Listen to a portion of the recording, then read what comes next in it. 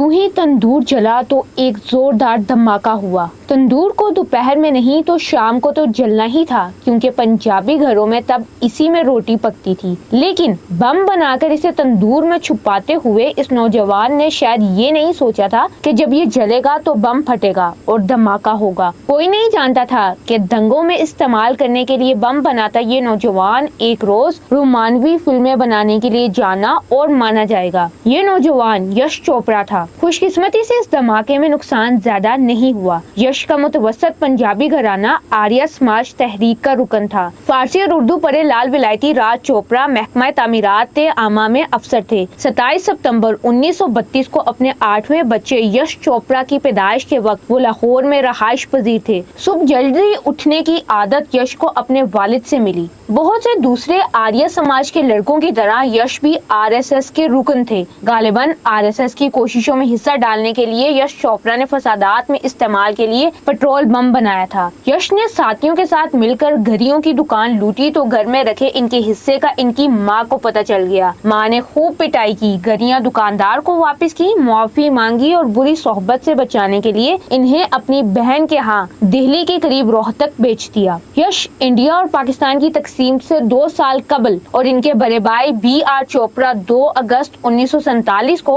अपनी बीवी प्रकाश और दोनों बच्चों के साथ अपनी माँ के पास जालंधर चले गए। आर्य समाज तहरीक हिंदी को फरोग देती थी, लेकिन यश घर में पंजाबी बोलते थे। स्कूल में उन्होंने उर्दू भी पढ़ी। यश को हिंदी और उर्दू दोनों जुबानों का शौक था, लेकिन शायरी बिलखुसूस रोमानवी शायरी उर्दू में ज्यादा पढ़ी। यश जालंधर में ग्रेजुएशन मुकम्मल करने के बाद 1950 में बम्बई चले गए। BR चोपड़ा इन्हें इंजीनियरिंग की तालीम के लिए लंदन भेजना चाहते थे, लेकिन यश फिल्म इंडस्ट्री में जाना चाहते थे। BR इस वक्त शोले बना रहे थे और यश इस फिल्म यूनिट में शामिल हो गए। यश चोपड़ा ने IS जौहर के असिस्टेंट के तौर पर भी काम किया। यश कभी BR के चीफ असिस्टेंट नहीं थे, बल्कि हमेशा तीसरे असिस्टेंट थे। हालांकि वो तरक्की के ख्वाहिशमंद थे। यश को हिदायतकारी के लिए इनकी पहली फिल्म दूर का फूल दी गई। 1959 में रिलीज होने वाली इस फिल्म का गीत तू हिंदू बनेगा ना मुसलमान बनेगा आज तक लोगों की याद का हिस्सा है। 500 रुपए मुहाना इनका मुआवजा था, जो बाद में बढ़कर 2000 रुपए हो गया।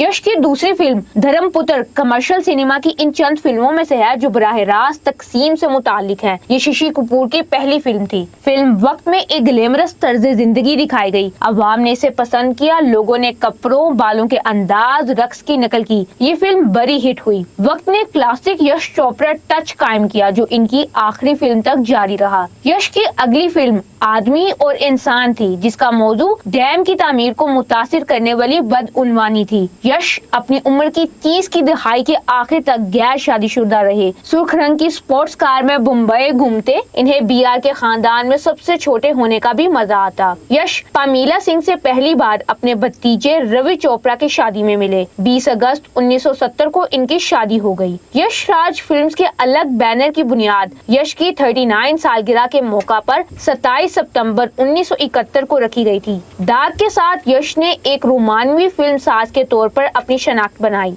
1981 में अपनी मौत तक यश के गीत निगार साहिर लुधियानी थे। वो इनके दोस्त भी थे। यहाँ तक कि फिल्म रिलीज होने तक अपनी फीस का इंतजार करते ताकि यश पर दबाव न पड़े। यश अपने बारिश के गानों के लिए भी मशहूर हुए। अमिताभ बच्चन के साथ यश चोपड़ा ने एक्शन फिल्में दीवार, तरशोल, काला पत्थर और रोमानवी फिल्में कभी कभी और सिलसिला बनाई। 1980 की दहाई के अवाइल से वस्त तक का वक्त यश चोपड़ा के लिए बॉक्स ऑफिस पर एक नाकाम दौर था और ऐसा लगता था कि 25 साल के बाद इनका करियर तकरीबन खत्म हो गया है। रोमानवी फिल्म सिलसिला की नाकामी के बाद यश ने 2 और एक्शन फिल्में बनाई जो बॉक्स ऑफिस पर बाइज्जत चली, मिसाल और विजय। चांदनी की बॉक्स ऑफिस पर जबरदस्त कामयाबी ने यश की किस्मत जगा दी, लेकिन इनकी बहाली शायद इनके नए असिस्टेंट, इनके नूमर बेटे आदित्य, जिनकी 1995 की फिल्म दिल वाले दुल्हनिया ले जाएंगे के ताउन से भी हुई, जिसे इंडिया की फिल्मी तारीख में एक संगे मील बनना था। बॉक्स ऑफिस पर एक बड़ी कामयाबी डर को मिली। इस फिल्म में बाहमी मोहब्बत का एक तरफा जुनूनी जज्बे से तसादुम था। ये 1990 की दहाई के अवाइल में हिंदी सिनेमा की मुतादिद हिट फिल्मों में से एक है, जिसमें मरकजी किरदार एक एंटायर हीरो शाहरुख खान ने अदा किया था।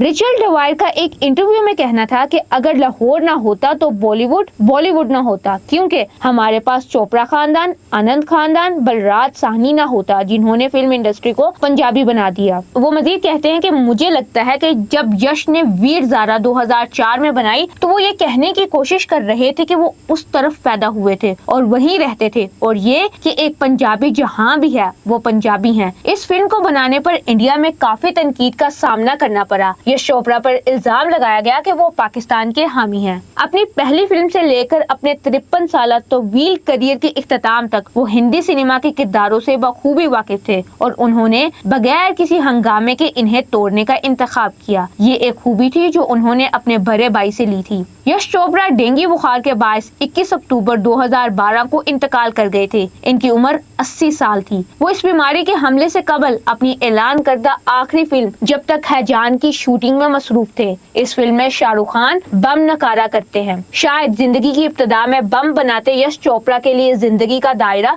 यूं ही मुकम्मल होना था।